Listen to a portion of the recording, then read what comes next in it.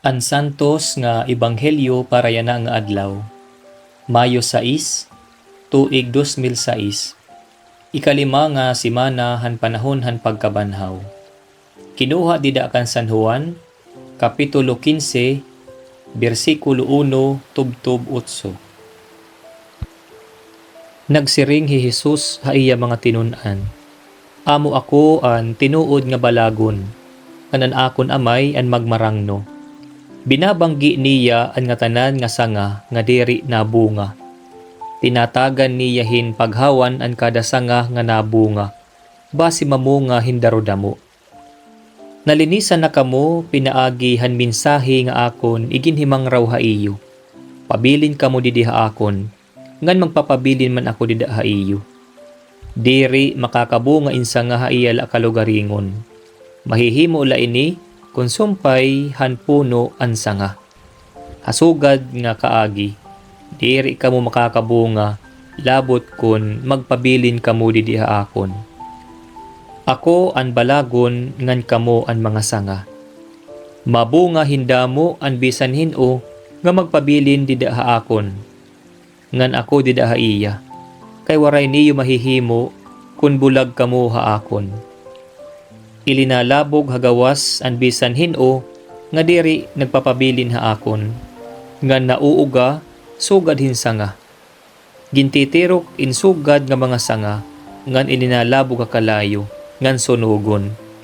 Kun magpabilin kamo didiha akon, ngan magpabilin an akon mga pulong didiha iyo, mga ngaro kamo hinbisan ano nga inuungara niyo, ngan katutumanan kamo.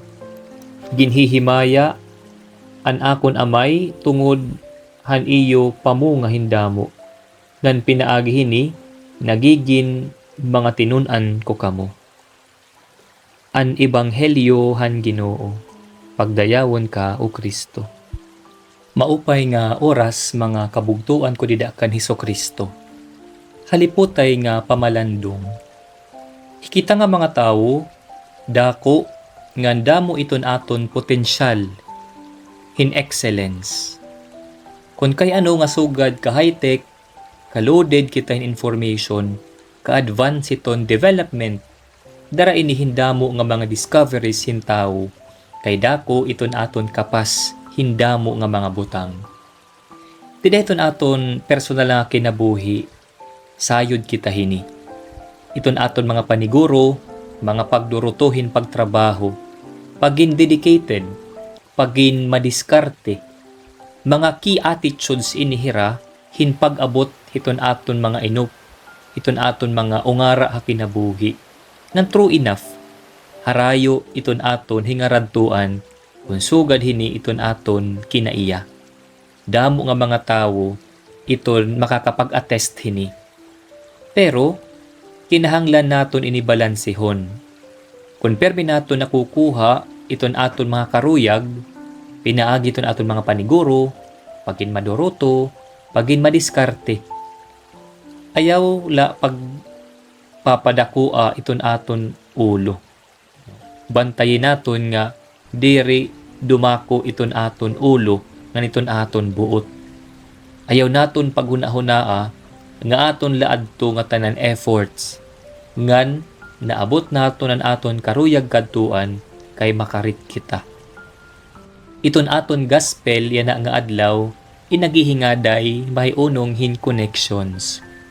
Nasiring ni Jesus nga amo hiya an balagon, ngan an amay an magmarangno, ngan an mga tinun-an an gintatanding kumo mga sanga. Mabunga la hindamo an bisan hin-o nga magpabilin didaha iya, kay waray mahihimo kun bulag ha iya. Nagtutut do iniha aton nga kinahanglan ta iton Dios. Kinahanglan konektado kita ngadto ha iya. Iton sanga hinkahoy diri makakapaglugaring hinpamunga ha iya la kalugaringon. Hasugad nga paagi, hikita nga mga tawo diri kita mabunga kun bulag kita hiton taghatag hinkapas hinpamunga. Kun ano nga kaupayan iton may ada kita, tikang ini nga tanan hiton Dios.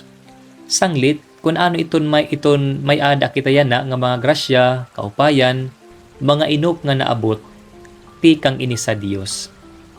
Nagigin mabinungahon la kita nga nagkakamayda la kita kapas hindamo nga mga mag-upay nga mga butang kun konektado kita ngadto ha iya.